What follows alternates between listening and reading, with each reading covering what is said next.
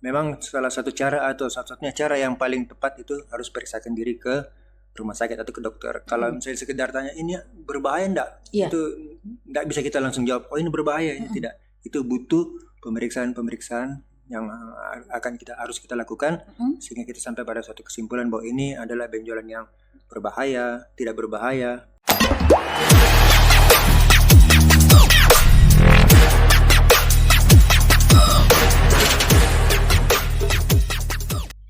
Assalamualaikum warahmatullahi wabarakatuh. Selamat pagi Sobat Healthy. Senang sekali rasanya saya Syaputri Indra Dewi bersama dengan instalasi promosi kesehatan dan pemasaran Rumah Sakit Tajudin Halid Makassar kembali lagi membersamai Sobat Healthy dalam program Thor and Cat.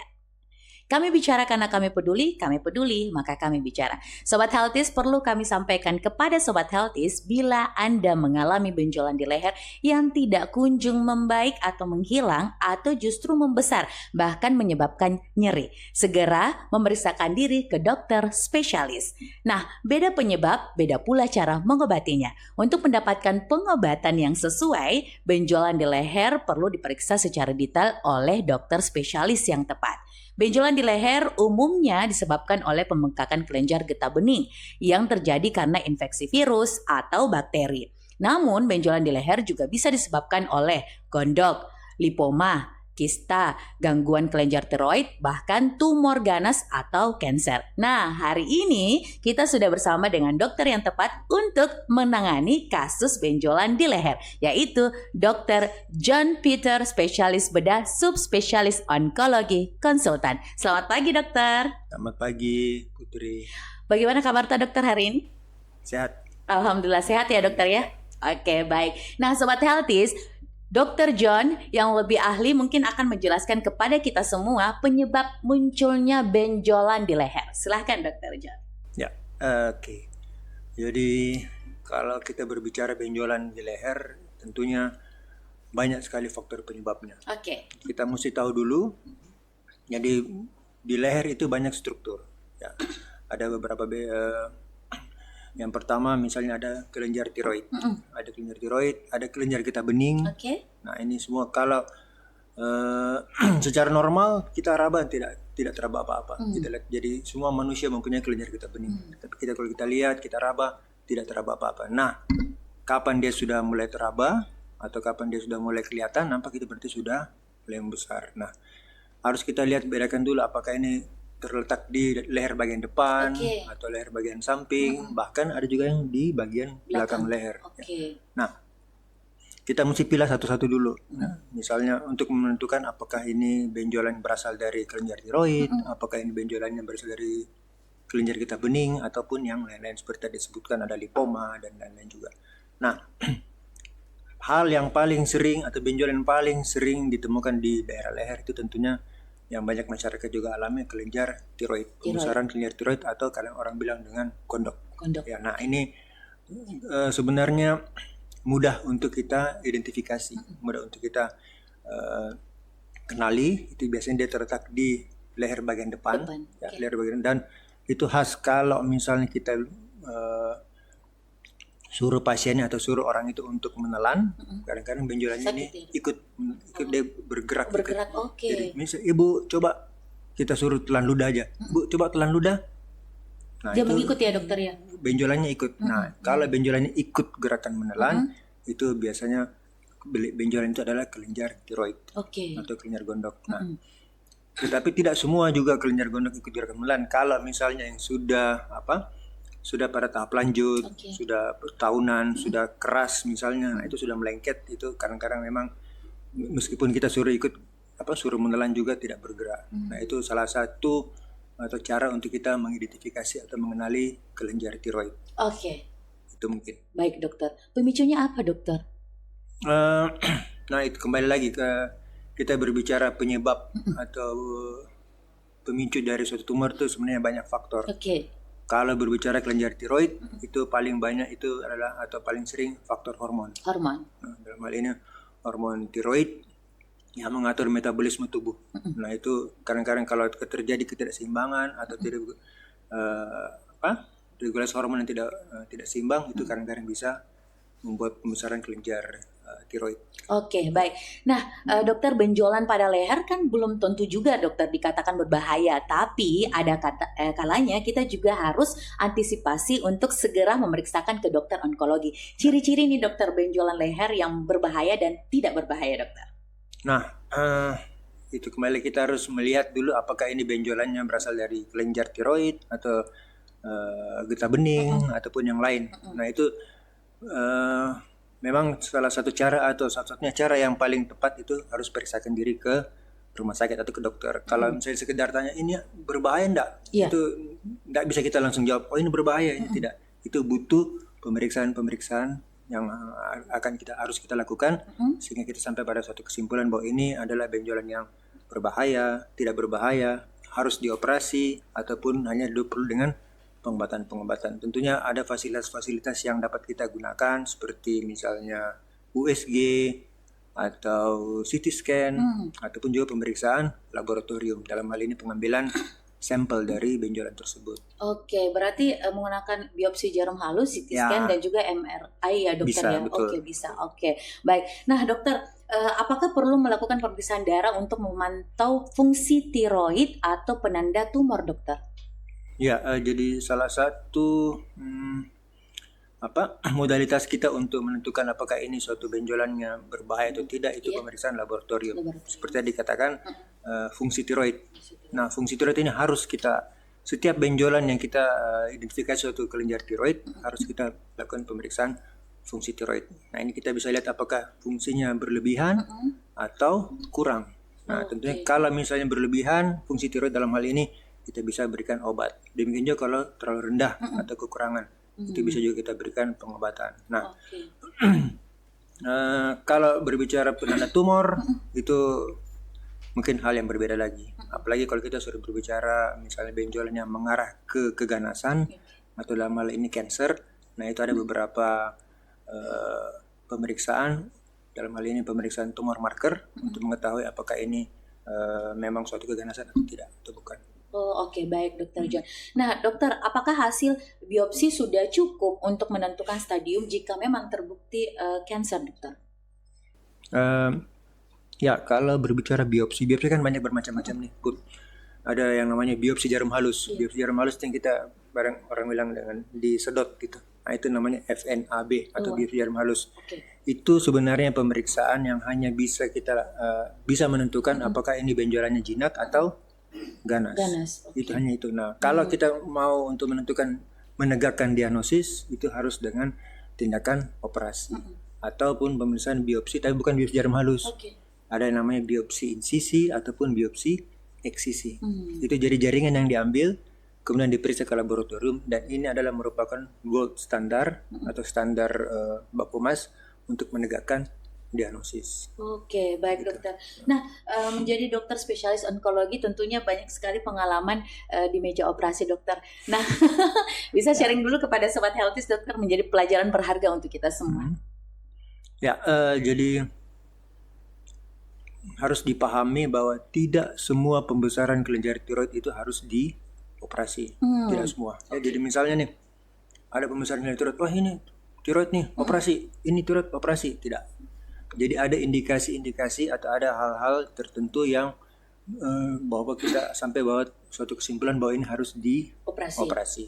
Misalnya yang pertama, kalau memang benjolan ini sudah terbukti suatu keganasan.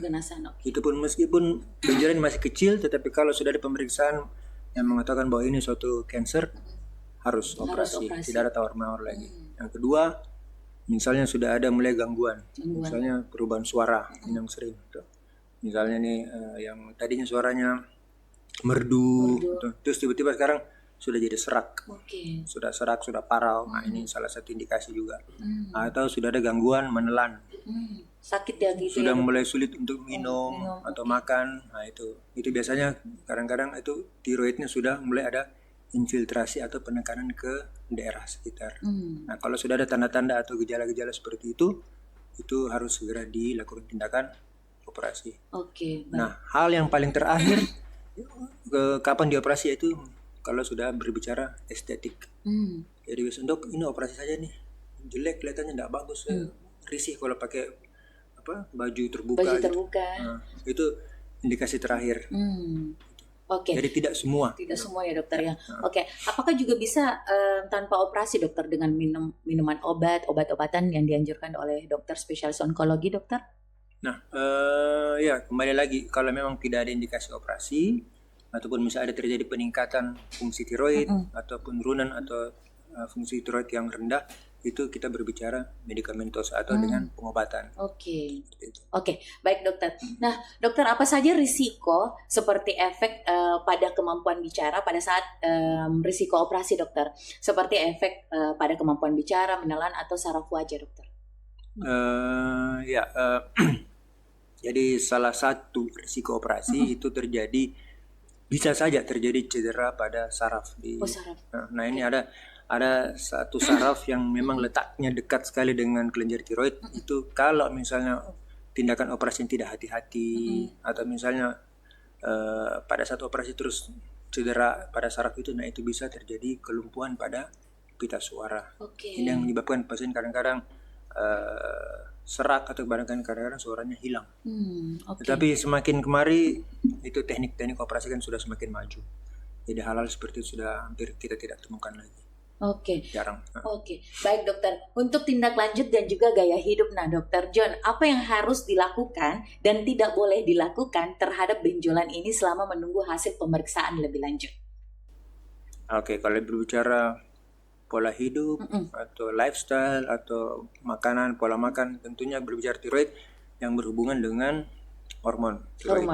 Biasanya makanan-makanan yang kita sarankan untuk pasien agar dihindari atau dibatasi itu seperti makanan laut. Makanan laut, terutama kerang karena ini mengandung iodium yang sangat tinggi. Biasanya kalau apalagi pasien-pasien dengan sudah terdiagnosis suatu kanker tiroid, biasanya kita sarankan atau kita advis supaya makanan-makanan dari laut, makan laut terutama kerang dihindari. Oke, baik dokter. Nah, berapa lama dokter waktu yang dibutuhkan untuk proses penyembuhan? Operasi? Iya. Kita tahu operasi daerah leher biasanya relatif penyembuhan lebih cepat, kurang lebih 7 sampai 10 hari. Luka sudah kering, pasien sudah bisa beraktivitas seperti normal kembali. Oke, baik dokter. Nah, biasanya benjolan ini paling sering terjadi untuk kaum wanita atau laki-laki, dokter? Ya. Memang kalau berbicara kelenjar tiroid lebih sering pada wanita. Pada wanita ya dokter ya. Jarang sekali pada laki-laki. Jarang sekali pada laki-laki. Sama halnya dengan kalau kita berbicara benjolan pada payudara. Banyak lebih sering pada wanita, tapi bisa juga terjadi pada laki-laki. Nah, kalau terjadi pembesaran kelenjar tiroid pada laki-laki, kita mesti harus lebih waspada, lebih alert. Karena biasanya benjolan atau kelenjar tiroid pada laki-laki itu lebih cenderung ke arah keganasan. Oke, baik dokter. Nah, kalau misalnya untuk ibu hamil dokter, apakah bisa melakukan operasi jika memang dikatakan benjolan tiroidnya ini berbahaya dokter? Bisa. Oke. Bisa. Tetapi kita harus lihat ini ibu hamil. Jadi kembali lagi indikasi operasi. Kalau misalnya kita sudah bisa menentukan bahwa ini suatu kanker. Itu memang harus operasi. Nah, kembali lagi kita lihat ibunya nih. Kondisi kondisi ibunya, apakah dia masuk di trimester kehamilan pertama, kedua, atau ketiga. Biasanya kalau di trimester kehamilan pertama, kita sarankan sebaiknya ditunda dulu. Nanti masuk trimester kedua atau ketiga, kalau memang harus operasi, baru kita lakukan operasi di trimester kedua atau di ketiga. Karena di trimester pertama itu biasanya risiko terhadap cacat pada janin itu cukup tinggi. Akan mempengaruhi calon bayinya ya dokter ya. Betul. Dokter, apakah aman untuk penderita kanker melakukan ibadah puasa dokter jika memang didiagnosa wah ini ibu mengalami tiroid dengan kasus kanker dokter? Ya, kebetulan pas kita lagi di bulan puasa. Memang banyak sekali pasien-pasien yang kanker terutama, apalagi yang masih sementara menjalani pengobatan, itu kita, dok, saya bisa puasa enggak? Saya boleh berpuasa enggak? Sebenarnya pasien-pasien kanker itu boleh saja melakukan ibadah puasa, tetapi tentunya ada hal-hal yang harus diperhatikan. Ya. Yang pertama misalnya status gizi pada pasien tersebut. Nah, kadang-kadang ada pasien yang misalnya sudah dalam kondisi kanker stadium lanjut, kondisi kesehatan atau kondisi status gizinya sudah buruk. Nah, itu biasanya kita tidak menyarankan untuk berpuasa. Kemudian cek juga kembali fungsi-fungsi atau laboratorium, misalnya seperti fungsi hati, fungsi ginjal, karena biasanya pasien-pasien dengan yang menderita kanker atau sementara menjalani pengobatan itu kadang-kadang fungsi hati atau fungsi ginjal terganggu. Kalau misalnya terganggu, sebaiknya tidak melakukan ibadah puasa. Kemudian juga yang paling penting, biasanya paling banyak pasien-pasien kemo. Kita tahu sendiri kalau kemoterapi itu kan efek sampingnya luar biasa. Mual, muntah, lemas. Biasanya kalau pasien-pasien yang sebentar menjalani kemo, sebaiknya untuk tidak melakukan dulu ibadah puasa. Tapi pada prinsipnya boleh melakukan ibadah puasa, tetapi harus dengan pengawasan atau konsultasi pada dokternya. Oke, baik Dokter John. Satu lagi dokter, mungkin Dokter John bisa jelaskan dulu dokter, untuk area yang di samping leher kan biasa ada timbul tuh dokter, biasa ada timbul benjolan, tapi kadang-kadang juga menghilang. Itu gimana nih dokter? Iya, jadi itu salah satu keluhan pasien juga. Kadang-kadang datang, dok, ini benjolannya kadang-kadang hilang. Terus nanti dia muncul lagi. Muncul atau lagi. kadang-kadang saya minum obat terus hilang, tapi nanti dia muncul lagi. Nah itu biasanya kalau hal-hal seperti itu biasanya lebih mengarahkan kita atau lebih ke proses infeksi, inflamasi di radang pada kelenjar getah bening. Oke. Itu banyak faktor, misalnya gigi lubang, sakit gigi. Oke. Itu biasanya kalau ada gigi lubang itu terjadi pembesaran kelenjar getah bening. Nah, Oke. kemudian juga ada pasien yang dengan batuk-batuk menahun atau influenza, itu seperti itu.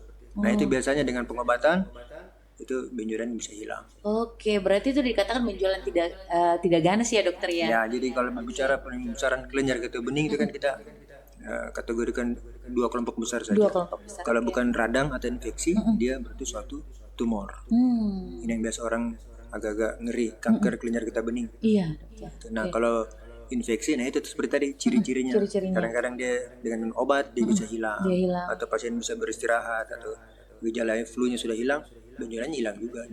Itu ciri-ciri atau tanda suatu infeksi atau inflamasi. Oke, terima kasih dokter untuk penjelasannya yang luar biasa kepada kami semua di program Throat and Care pada edisi hari ini. John Peter, spesialis bedah, subspesialis onkologi konsultan sudah membersamai kami di program Throat and Care untuk edisi hari ini. Dan tentunya buat Sobat Healthies, dalam menjalankan ibadah puasa, jangan lupa lifestyle-nya diperbaiki supaya kita tetap menjaga kondisi kita agar selalu terlihat fit dalam menghadapi bulan suci Ramadan ini. Dan Sobat Healthies, masukan dan juga saran sangat membantu untuk meningkatkan kualitas pelayanan kami di Rumah Sakit Tajudin Khalid Makassar. Jangan lupa saksikan terus program kami di Throat and Care. Kami bicara karena kami peduli. Kami peduli, maka kami bicara. Sampai jumpa Sobat Healthies. Dadah.